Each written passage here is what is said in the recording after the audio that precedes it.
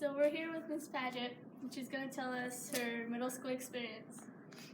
So, my middle school experience is unique because I only went to middle school 1 year. So, in the 7th grade, my parents decided that we were going to go travel around the world. Only we didn't travel around the world, we only made it as far as Kansas City. So, I basically homeschooled while my parents were figuring out what we were going to do. And for the 8th grade, we ended up in California to take care of my grandmother. And because I hadn't been in middle school yet, I was completely unprepared for 8th grade at De Anza Middle School. It was the late 1980s, and most of what I remember from middle school is like triangular girlfriend relationships. You know, there was like 3 of us, and we were friends. Yeah. Only 2 of us were always fighting with one. Yeah. Someone was always on the out. That even ended up in a fist fight once between me and one of the girls that I was friends with.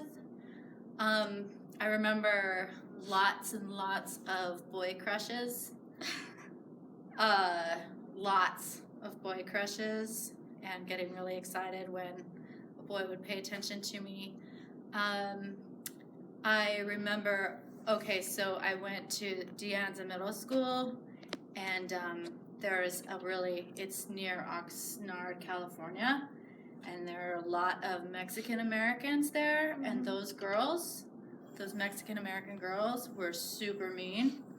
Like, they were mean. But I have to show you, and Kale, you'll have to take the camera over to my computer, the hairstyle in the late 80s, early 90s for girls.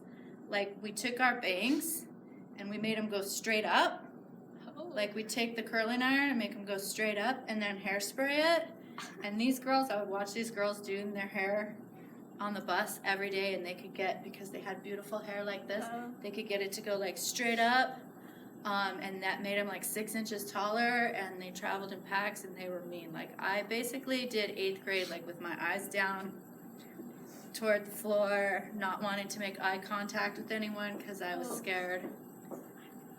I remember my science teacher and my math class, my science teacher was really young and cool, and I remember being really upset because she'd like talk about environmental issues, like how the world was polluted and how there was all of these problems, and I'd get really upset because the world had all of these problems, but I hadn't created all these problems, but it was going to be my job to fix all of these problems.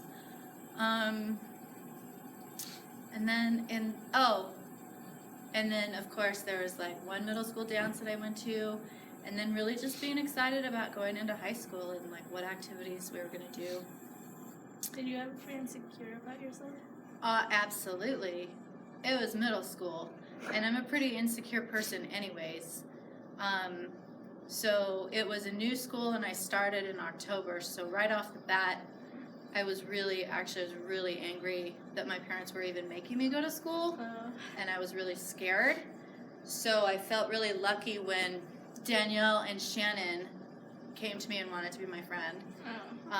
But then that ended up, like, those were the girls that we were always fighting, you know. It was like me and Danielle against Shannon, or Shannon and Danielle against me. So there was just a lot of emotional turmoil because of that. But definitely insecure. I remember we had to shower after PE. Yeah, every day, and I had PE first hour. I remember feeling really uncomfortable in the PE clothes that I had, the sweats. I used to cheat, so I wasn't allowed to wear makeup. My mother didn't allow me to wear makeup, so I would put it on after I showered for PE. I would put on some eyeshadow and eyeliner, and then one day I forgot to wash it off on the bus home, and I got in big trouble. We were pretty broke then, so I was like shopping at thrift stores and didn't have any of the right name brand clothes. So yeah, there was a lot of reasons to be insecure. Well, thank you. Oh, you're welcome, Ida. Thank you for the good question.